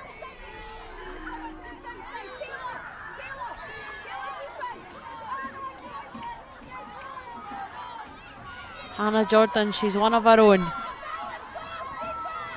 Not heard enough of that at Ainslie Park over these last 3 games. Don't know who's quite taking this free kick. Seems to be out of shot right now. Could be no one. Could be Polly McDonald. Might be you, Chris. I'm left-footed, I'd be the other side. Left-footed, of course you're left-footed. And it is Kenzie Weir to deliver with the right boot, thankfully. Decent ball in, comes as far as Kayla Jardine. Decent strike, just always rising. But Kayla, yeah, was obviously sat back, maybe to help suppress any potential Swiss counter, but she was able to step onto the ball there after it bounced out to her, took a touch, and maybe just on the rise a little bit, as you say, and it's gone over the bar. But again, you get to raise the inclination of your voice just a little bit, and that's always good to hear. Generally as well, to be honest with you, it means I'm not getting shouted at for something. Like I would shout at you. We all know who's the boss here. It's certainly not me. There'll be another Scottish free kick. Celine Schmid, substitute. And live lessons coming on down this right hand side. Liking the pink at the top of the Swiss shorts. I was looking at shorts, socks, sorry. I was looking at that at the start of the second half, and I was wondering if that. I just don't know why. Yeah, because it doesn't obviously match, and then I was wondering. Have they been in the wash with the red? Maybe that's it. The other thought I had was maybe there's an issue with the red and blue being, you know how dark colours. Yeah. And they've maybe got some pink tape out. Tie dye. Yeah, so weirdly enough, as you mentioned, I have been paying particular attention to the socks to try and see if I can see any keeks of red poking through. I don't think they are though, I think they are pink. A rare mistimed pass from Ailey Adam there. It certainly wasn't where the throw-in was taken, put it that way. Chris is taking a real interest in these socks right now.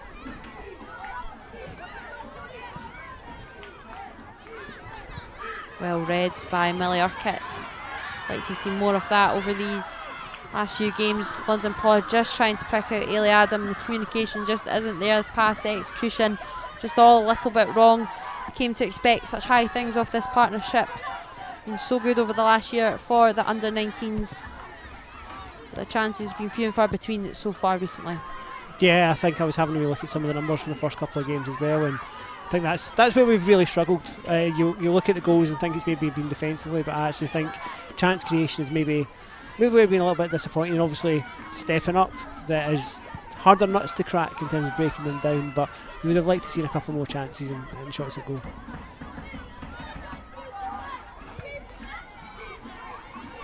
Hour played here at Ainslie Park, and it remains Scotland 0, Switzerland 3, just as Adam actually is onto this at the edge of the box. Ball back across the face of goals, tame and cleared only as far as Knapp. As it stands right now, Scotland will be dropping back into League B off these qualifiers for the next campaign, after working their way back up, winning B campaign earlier on this year, this calendar year, tail end of last season back in April.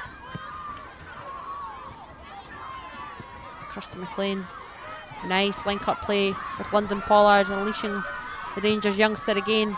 Anna Jordan looking for the end ball, but it just can't quite reach. She's a very willing runner, Hannah Jordan. She's always looking to get in the end of balls. Maybe they don't quite reach her sometimes, maybe she doesn't quite make it, but she is always looking for those opportunities to run in, either whether that be down the wing or she quite naturally cuts inside a little bit. She has played in centre midfield before, and I think you see that sometimes with her play. Ward coming away with that. Hustling from Jodie McCleary as ever. Perhaps just a little bit of frustration starting to creep into London Pollard's game. Yeah, a little bit, and it's hard because there's flashes of good work kind of across the board, and then there's also flashes where you're maybe just wondering, wanting that one decision that little bit better, or that one touch that little bit less, or one touch a little bit more. But this is why they're developing players, as Hannah Jordan comes up the line again, but almost as a case in point, does good work to get past the Swiss defenders, and then it's a little bit hurried, and the ball kind of is easily cleared away. There's also pink on the shorts, I've just noticed.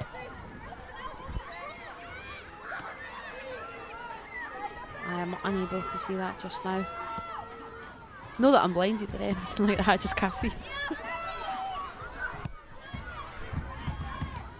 Naps. Long ball. It's cleared again by Scotland. Kirsten McLean hooks that up. Ely Adams cutting a lone figure. Thinking, where will this final under-19s goal come from? Looking unlikely so far. Adam takes a nice touch in, but it will be a little bit heavy actually. London Pollard's able to pick it up. McLean is all just looking a little bit flat across the Scottish front line. Tired legs amongst Pollard and Adams, and you don't see that very often. As Tramezzani is down holding her right boot.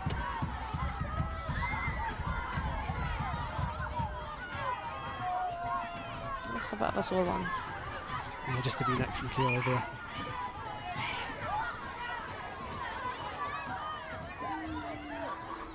A nifty wee appliance.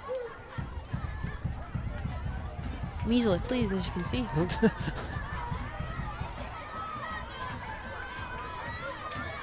Surprised that perhaps not have seen any substitutions made yet from Polly McDonald, Chris? Yeah, I think the one for me that, when we talked about the starting lineup earlier on, the one for me that I would have liked to see, if she wasn't starting, certainly come on a little bit early, was Hannah Robinson. I think she's come on and played pretty well when she's come on for those last closing spells. She's also good distributing the ball out the back, and because she's got that versatility on the right hand side, it means that maybe Millie Urquhart, Maya Christie or Hannah Jordan can be switched around and moved around the pitch as well. But yeah, I thought, especially given where we are at the game and where we're looking at, and we've got the likes of Maya Bates, who actually hasn't had any game time yet as well, so we may see her appear before the end of the play.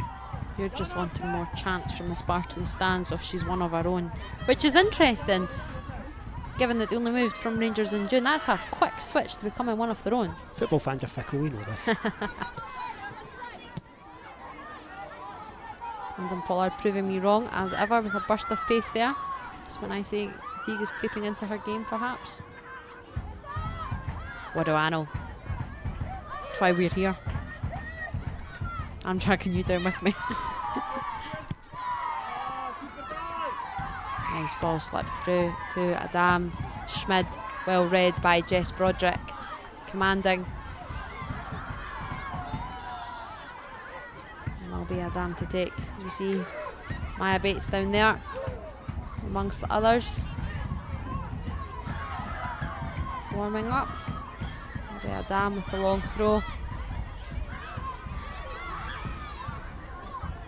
Back to her, and it's a comfortable hold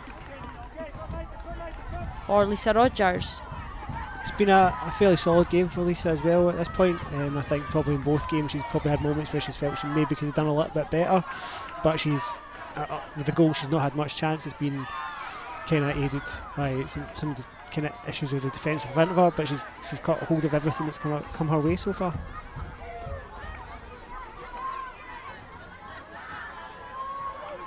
Amy. Tramezzani, some touch tight marking from Adams.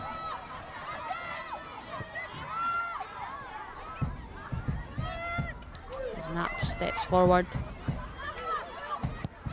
It's about the long crossfield ball. The Cooler makes its way out to Benny. Nice touch, but a little bit too heavy, allowing Kenzie Weir to clear lines. It's quite easy for Switzerland to get out there, though. The ball went to Knapp, and as you mentioned, she stepped forward, and because London done the chase and there was nobody pushing there, and Knapp was allowed to get to the halfway line and put that ball into the box. It was nearly capitalised on by Benny, who had won the ball.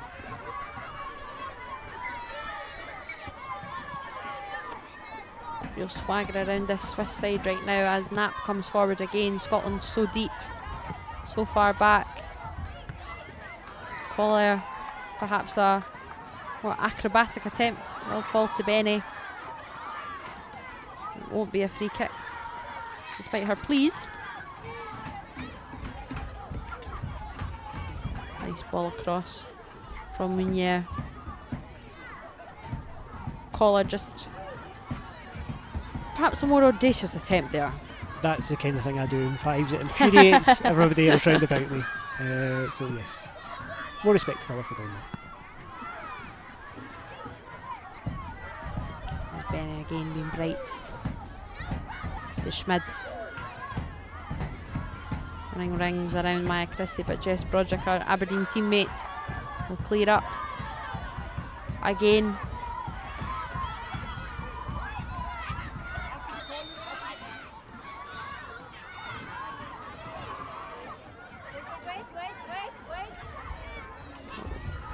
Wee Scotland player down, and there will be a little bit of action perhaps on the bench. Certainly will be the physio brought on here. Kenzie Weir just going over to check up on Ailey Adams.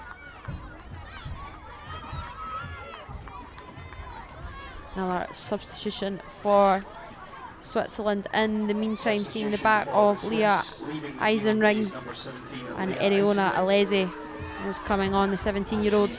This is her first few minutes in this campaign yet to be used. Few Scotland players as well yet to make it onto the pitch, as Chris mentioned. Maya Bates, one of them. Here is one of the youngsters on the Swiss side, Alesi.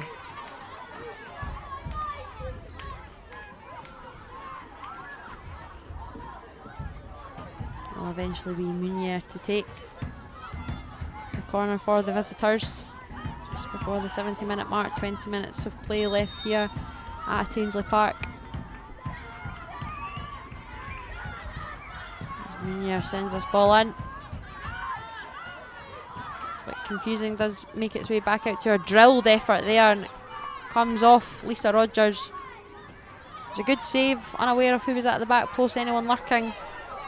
A fizzed effort back in from Munier.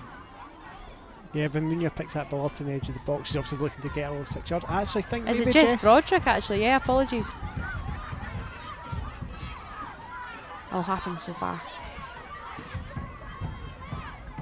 Munier's delivery again, deep. Waiting at the back post was Benny. Scotland do manage to clear their lines. Something a little bit different there. Yeah.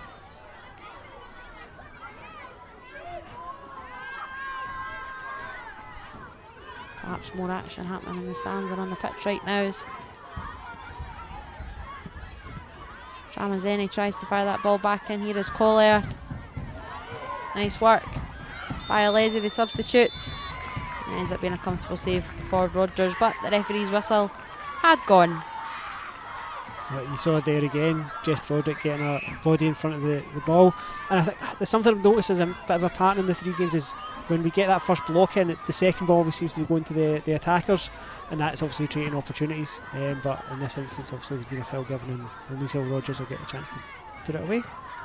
There's confidence from Alesi as she takes on Millie Urquhart, putting under a little bit of pressure, making her presence known.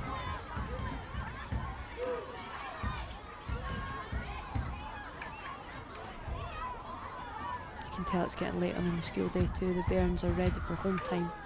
I wonder if they went for lunch. They must have gone for lunch beforehand, eh? Yeah, kick-off was 1. School lunch is I about don't 12. know, that's quite early for lunch for me. Yeah, but these are children. It's school lunch, about 12, half 12. At high school, my school lunch was at 1. But at primary, it would have been, yeah. My mum works in a primary school, so I should really know these things, but it shows you a little to pay attention. Well, unless you go into the classes, I'll give you a pass in that one. I should know when my mum takes her lunch though. When does she actually reply to my many messages at 22 years of age when I'm having to ask how do I work the oven? I think they'd have went for lunch beforehand for sure. Maya Christie there just holding her back after taking that throw in, perhaps a wee niggle. And then Pollard powering through. Will eventually win that free kick. Good work by Pollard. That's what you want to see her doing. Yeah, and that's where she's so good at. She's good at drawing fouls, and I think for Scotland at the moment, the ball's getting up to her, and I think that's the best that she can do, because we're seeing Ailey Adams again dropping deep to win the ball, and it's hard because you almost want another player in there to do that job that Ailey's doing, so that then London has a bit more support round about her, or you're looking for the people around about her on the wings to maybe come in and catch the play. Ainslie Weir will take this free kick again. Already asking what's going on, what are my options. Drifted ball in evades all, and another frustrating moment from a set piece where Scotland just can't come anywhere close to capitalising on it. Yeah, it's another one that's just drifted out and overheads. It's got into a decent area, but with those big straight balls, you're really needing to come on top of it, and it's not there for the players it's targeted. Though it's interesting that it was Jodie McLeod and Kayla Jordan, the two closest to that, probably the two most diminutive players in the Scotland team.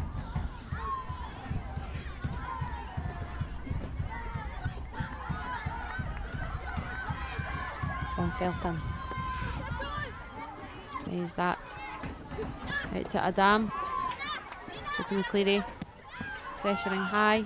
Well, we shove as well, I don't mind that. Yeah, just let people know that you're there. Alesi.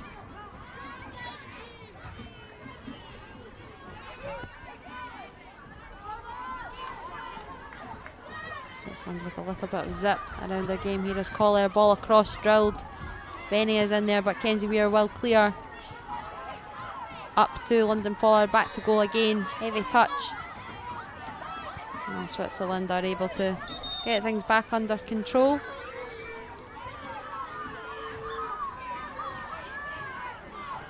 Just as Benny's down, perhaps needing a little bit of attention.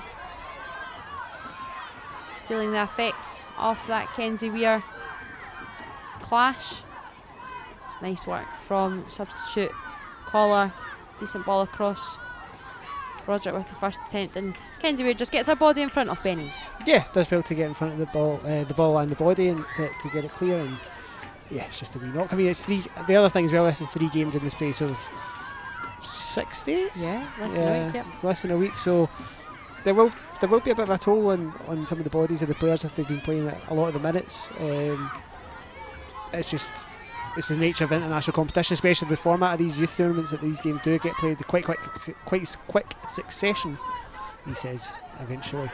So yeah, there's probably a few tired legs in both squads now, especially with the game kind of looking like it's starting to peter out, with Switzerland still 3-0 up, and not much progression for Scotland in terms of getting that goal.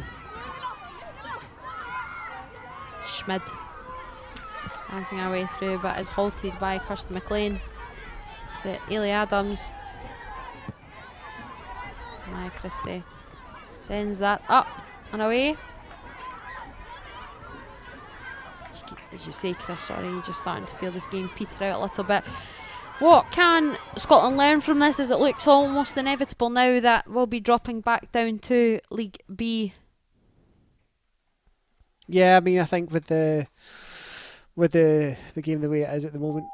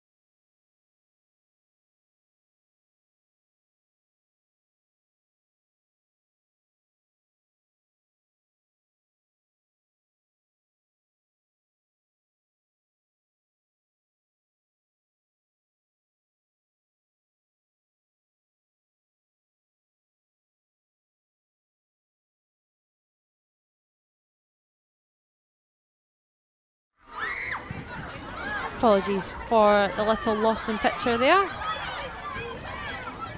We have just under 10 minutes to play here at Ainslie Park, and it does remain Switzerland 0. Sorry, that's wishful thinking. Scotland 0, Switzerland 3. It was very wishful thinking. Indeed, thought maybe a miracle has happened while we've been away there, Chris. Well, we saw the teams switch round at the start of the first half. Maybe the score would have switched round with 10 minutes to go, but alas, that has not been the case. It's been quite the week. Just as we see some Scottish substitutions there. And amongst them, it seems to be Maya Bates, yet to get minutes under her belt so far this campaign. Nice to see her hopefully get onto the pitch. It's Chris McGinn just trying to pick out the run there.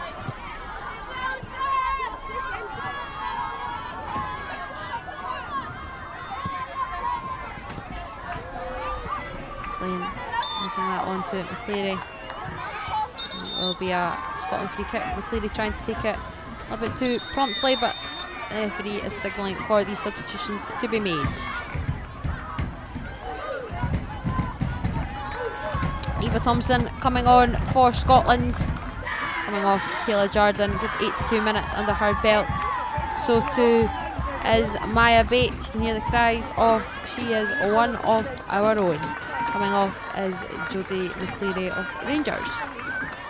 Nice to see Maya Bates get some game time here, Chris. Yeah, I'm sure all the players getting called up would have hoped to get some minutes under the belt, especially with it being a home qualifying group, and I'm sure parents and family will be there or thereabouts somewhere at Ainslie Park today. So I'm sure that, as always, it's a very proud moment to see your children. I don't know why I struggle so hard for that word there, but to see your children make a Scotland debut.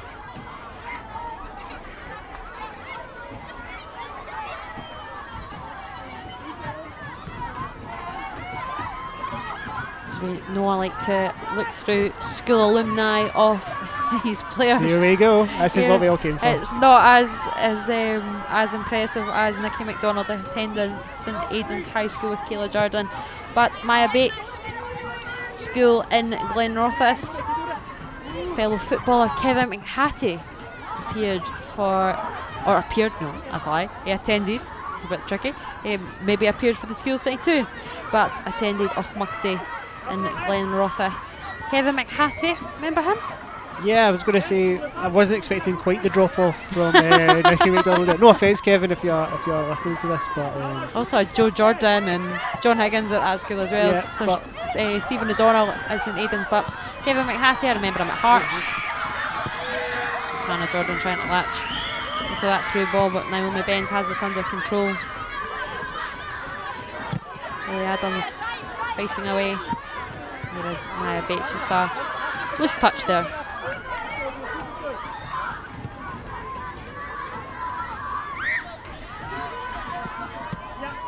I think I'm more impressed by Kevin McHattie though as a sourcing it out. Yeah, I think so. I find out where Joe Jordan went to school. Everybody knows Everybody that, of does course. that. Everybody knows that. But Kevin McHattie, I wonder if he's still playing. Probably could be. Remember him last at Brecon. That I didn't check if he was still playing. I remember him at Hearts, Wraith Rovers, and definitely Brecon. Here is Schmid. Laying that off to Munier. Back across to Schmid, waiting there. Nice effort from Collier. Just a little bit too high, not falling in time. Tiny little bit behind her as well. Fizzling connection. Neat build up. Nice assist from Munier. Just always just a little bit too high from Collier. You found out if he's still playing, Chris? If he is, he's still at Brecon City. He's still at Brecon City, could be. Well, Kevin, let us know. There's a handball in there. Will be Linda Pollard thought she was getting the free kick. It will be a Swiss free kick at that. As we enter the final 5 minutes of play at Ainslie Park. Elsewhere in the group, Spain have a 2-goal to lead to. Let's start that again. It's because I've not got to say Leeds very much. Spain have a 2-0 lead over Finland at the Falkirk Stadium, and Switzerland have a 3-0 lead over Scotland here, as we have another Scottish substitution. Olivia Potter coming on. Departing is Ailey Adams. I think that will be her final appearance for Scotland under-19. She's put in some shift over the last few years, Chris. Yeah, absolutely. That was, I think, her 11th appearance for the under-19s. They scored 4 goals in that period and was a key part of the side that got promotion to League A earlier on this year. So yeah, we've talked about Ailey a lot in terms of game time she's got, and she'll now look to push on at Hibs and hopefully push on to the national side in the years to come. Over 50 appearances for the club already. Belong hitting those next 50. Crucial to what Dean Gibson is trying to do at Hibs. A lot of responsibility placed on the young shoulders of Ailey Adams. Schmid here. For always just drifting that little bit wide. Lisa Rogers had that one under control. Yeah, that was one for the cameras behind the goal getter. It's always nice to get a wee dive shot in, and yeah, but Schmidt's been kind of tidy in and around the area, especially around that D area, and it's another opportunity she's kind of manufactured herself, getting ball at her feet. But as you say, Lisa had that well scouted going past the post. Collar's header. Met well by Elise. Been pretty impressive since she's came on too.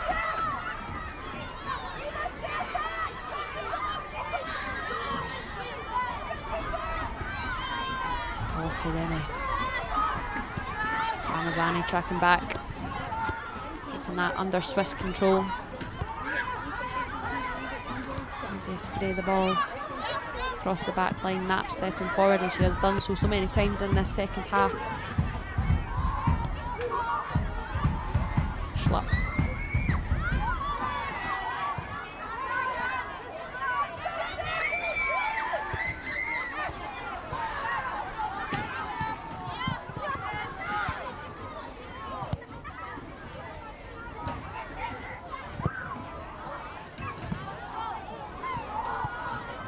We are not that helped along by Hannah Jordan.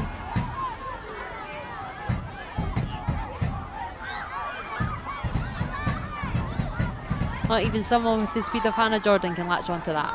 No, it was always one of those ones that's kind of looking down the line and you're just waiting for the moment it bounces out there. Former Scotland under-19 Kaylee Gibney, just watching the action. Another one of Spartan's own. She started the chant, so someone can start singing it about her. Sorry. Actually, yeah, she's obviously been working her way back from full fitness after a bit of an extended spell of injury. I know she's been back in and about some matchday squads as well, and she's another one of those players that's been involved at 19s that will be looking to push on. Now she's transcended that age group.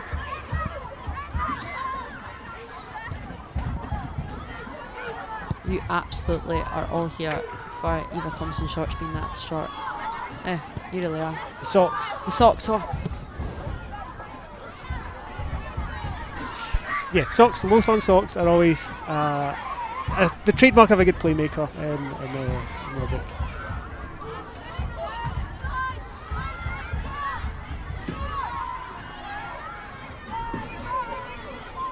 Of course, the low socks. As there's 4 minutes of additional time here at Ainslie Park. It's been a lacklustre second half, to say the least. Swiss well in control. Scotland failed to really get themselves back into it, and the drop back down to League B seems inevitable. Winning back there from Maya Bates, going on a little handsing run up the line, and she will win a throw. Nice little win turn by Maya, and then again I think it's just getting the support up to those breaking attackers has been a big struggle for Scotland in these 3 games. But we've got three and a bit minutes left. I'd love to see a goal to send us off into the night to Hampden later on.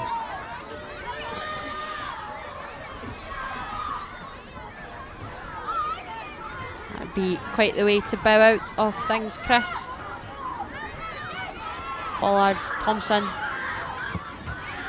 Swiss working back well in their numbers.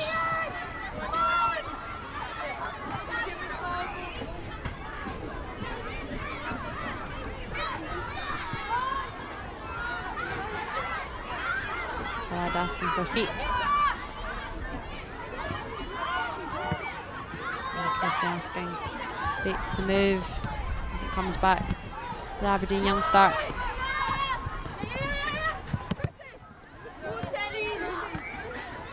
McLean wins another Scottish throw.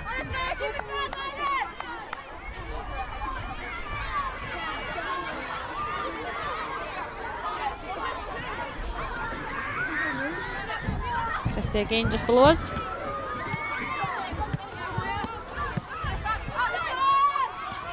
Broderick. A loose pass, but Anna Jordan will work hard to win it back. Millie Urquhart trying to find another fellow Aberdeen teammate in Eva Thompson. A bit frantic from the throws recently. Yeah, I think it's just a potential keenness to try and get something from this game now, knowing it's coming into the closing stages and knowing that you know the result's not in doubt now, but it's whether we can get something from it in general. And could there be a final goal for Switzerland? Here is Schmid. Seems to be a handball off Jess Broderick there, but the referee does not award a penalty. It goes out for a corner kick. Seems sure to have hit her hand there, Chris. Here we'll see it again on the replay. Yeah, but it's one of those ones that's come off of her. Do you know what a natural and unnatural position is? Attached to her body. But no, it's come off her boot, and I think it's pretty superhuman reactions required from Jess to get her hand out of the way of that one. Collars ball into the near post. Sends it out for Leslie. Scotland will eventually clear. So we enter the final minute of additional time here at Ainslie Park. In this UEFA Women's Under-19 qualifying round, League A, Group 1. Seems inevitable now that Scotland will be dropping back down into League B. No shame in that. Been a transitional period as this step up in quality opposition has been faced.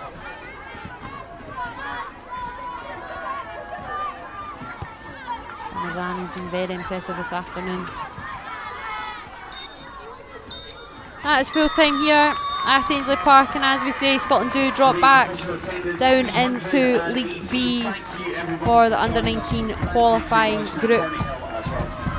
Finishes here at Ainslie Park 3-0 to Switzerland, preserve their spots in League A alongside Finland and Spain. That game taking place as well right now at Falkirk Stadium. Last we heard was 2-0 to Spaniards.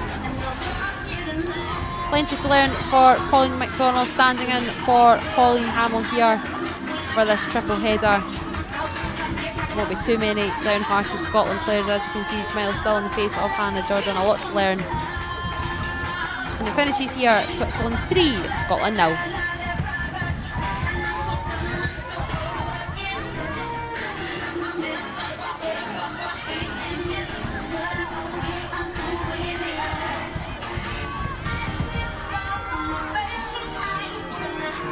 Here is the first opening goal inside opening 3 minutes. And off the boot of defender Svenja von Felten. Corner in deep, totally unmarked. Disappointing goal for Scotland to concede, Chris, early on. Yeah, and it set the tone for the goal that we conceded moments later, in terms of, well, not moments later, but later on in the half, when the ball comes into the box. And yeah, an unmarked header for Valeto, and Kayla Jordan maybe a little bit closer, but at 2-0 up, it kind of felt like the game was starting to get away from Scotland a little bit at that point. First goal for Smila Valeto. She would net again from the spot this time. Maya Christie giving up a penalty for fouling Lazy Kabashi. Just a little tug of the shirt. Just mistimes a wee step there. And pulls Kabashi away from the ball. Valeto steps up, perhaps not the most concrete of strikes, but it does get under Lisa Rogers nonetheless and sent Switzerland 3-0 up before half time. She really took Scotland out of the game there, just making it 5 minutes before the interval, Chris. Yeah, that third goal really killed the game, and I think, as we saw in that second half, killed the second half. There was lots of changes, as is obviously the case in these games, and Switzerland, a lot of the ball didn't create much. Scotland, a couple of half breaks, couple of half chances, but ultimately weren't able to get that goal that I think everybody at attendance in Ainslie Park and everybody watching along with us would have loved to have seen. No goals, no terrible celebrations from us, Chris, but it's been a pleasure to be in your company over these last 3 games. Very sorry to all listeners that you've had to put up with us, but that is it from us. I'll give Chris a chance to say bye-bye. Well, thank you very much, and it was a pleasure to do it with you as well, Amy. And of course, the big one is tonight now, Scotland against Republic of Ireland, 8 PM at Hampden. It'd be brilliant to get as many people along as possible to support the team. They've taken us this far. Let's help them push over this next step. Tickets are free for SSC members, £10 adults, £5 for concessions, and big juicy group discounts for people with 10 or more. So hopefully see you there tonight, and hopefully we'll be celebrating a Scottish victory come later on this evening. Get yourselves along to Hampden Park tonight. That's goodbye from Chris Marshall and goodbye from me, Amy Canavan. Cheerio, guys.